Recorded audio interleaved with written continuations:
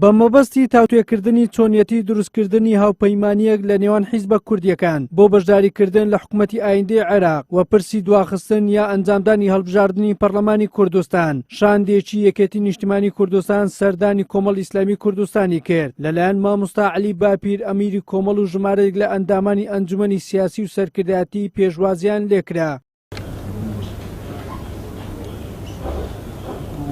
لە دوای کۆبنەوەکەدا لە کۆنگرێکی ڕۆژنامەوانیدا عەبدولستار مەجید ئەندامی ئەنجومەنی سیاسی کۆمەڵ ئیسلامی ڕایگەیاند ئەوان بەبێ ڕاوێژ لەگەڵ گۆڕان و هاوپەیمانی و یەکگرتو و هیچ بڕیارێک نادەن لەسەر بەشداریکردنیان لە حکوومەتی ئایندەی عێراق. سەبارەت بە دواخستنی هەڵبژاردنیش گوتی ئێمە هیچ کاتێک لەگەڵ دواخستنی هەڵبژاردن نەبووینە، دەبێت لە کاتی خۆیدا ئەنجام بدرێت. برادرانی پارتی و یەکێتی ڕۆژەیەکیان هەیە بۆ گفتوگۆکردن لەگەلایەنەکانی عراقی و بۆ بەشداریکردنی کابینی نوێی حکوومەتی عراقی.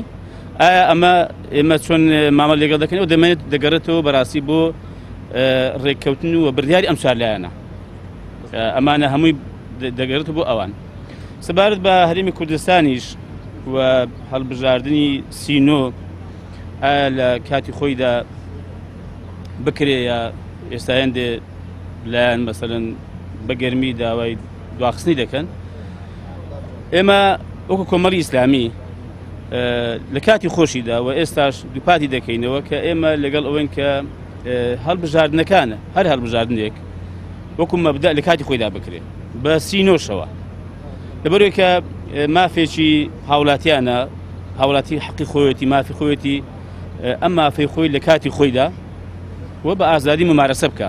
بە پێی زانیاریەکانی پێیان لە کۆبنەوەکەدا شاندەکەی یەکێتی داوایان لە کۆمەڵ کردووە ڕازی بێت بە دواخستنی هەڵبژاردن، بەڵام بەرپرسانی کۆمەڵ پێیان گوتینە هەرگیز لەگەڵ دواخستنی هەڵبژاردن نینە. سعدی پیرە ئەندامی مەکتەبی سیاسی یەکێتیش ئاشکرای دەکات ئەوان لاریان نییە لە دواخستنی هەڵبژاردن. ئێمە پێمان وایە نابێ هەر ئیجراعاتێک لەو هەرێمی کوردستان دەکرێت بە شێوەیەک بی کە فەرز بکرێت بەڵکو لایەنەکان ئەمە مەسەلەی پێکەوە ئیشکردن و پێکەوە ژیان و ئایندەی هەرێمە و پێکاتەکانی هەرێم دامەزراوەکانی هەرێم لەسەر ئەساس و چوارچێوەی ئەم هەڵبژاردنە لە داهاتوودا ئیشەکەن. بۆیە ئەمە دەبی شتێکی ئارەزوومەندانەبی و ئەگەر سبەینێ لایەنان هەبن چەند لایەنێک هەبن داوای دواخستن بکەن یەکێتی نیشتیمانی دژنابی. کۆبنەوەی کۆمەڵ و یەکێتی لە کاتێکدا لە دوای هەڵبژاردنەکەی 12/5 ئەو دوو حیزبە هیچ دانیشتنیەکیان ئەنجام نەداوە، بەڵام بەو سەردانەی یەکێتی دەوێت کۆمەڵ ئاش بکاتەوە و ڕازیشی بکات بێتە ناو پڕۆژە هاوبەشەکەی نێوان پارتی و یەکێتی کە ئامادەیان کردووە بۆ دانوستان لەگەڵ بەغدا، بەڵام بەرپرسانی کۆمەڵ پێیان گوتوونە بەبێ سێلایەنەکەی تر هیچ هەنگاوێک ناوێن. هاوکات بڕیارە لە سەرەتای هەفتەی ئایندا شاندێکی پارتیش بۆ هەمان مەبەست سەردانی کۆمەڵ ئیسلامی بکات. وەلی سەلیم، کەناڵی ئاسمانی پێم، هەولێر.